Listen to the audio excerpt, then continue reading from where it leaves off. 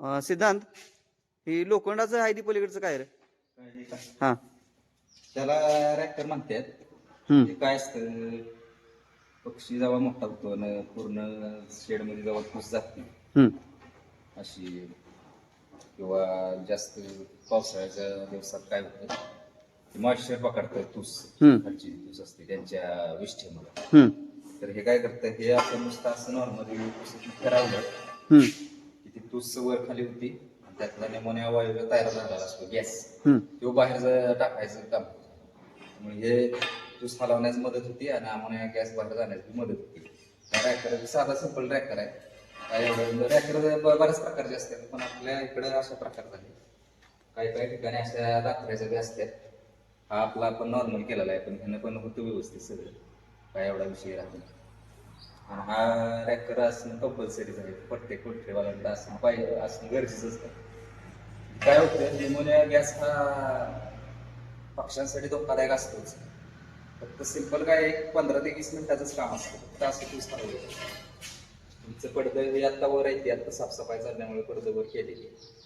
त्या सिच्युएशनला जेव्हा पक्षी असेल तेव्हा पडदं आपण खाली करतो आणि नंतर रॅकिंग करतो.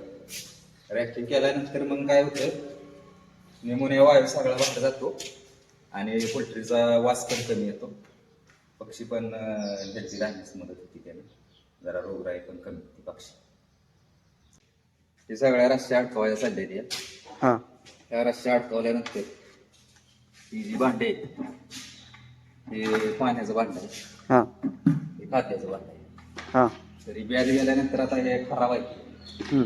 हे सगळे साफ करायला लागणार आहे आम्हाला. साफ करणार आहे आम्ही, रस्ते अडकवणार, भांडे धुणार, सगळे भांडे ह्याला अडकवणार रस्त्यांना. त्यानंतर हे कोबा पण पहिल्यांदा एक हात मारलाय, हा. अजून एक हात मारायचे कशाला? हा. म्हणजे पाण्यानं धुवून घेणार सगळं स्वच्छ.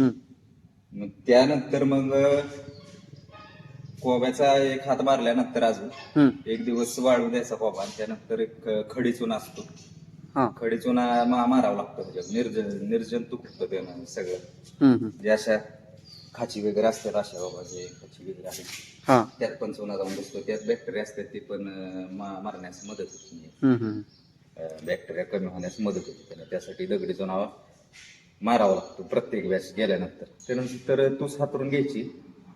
तूस हातरल्यानंतर हे 1 2 3 4 5 6 7 हे 7 खानात ब्रुडिंग सेक्शन असतं आपलं. ब्रुडिंग सेक्शन म्हणजे काय असतं, लहान पक्षाला कमी जागा लागते, पूर्ण शेड देऊन चालत नाही.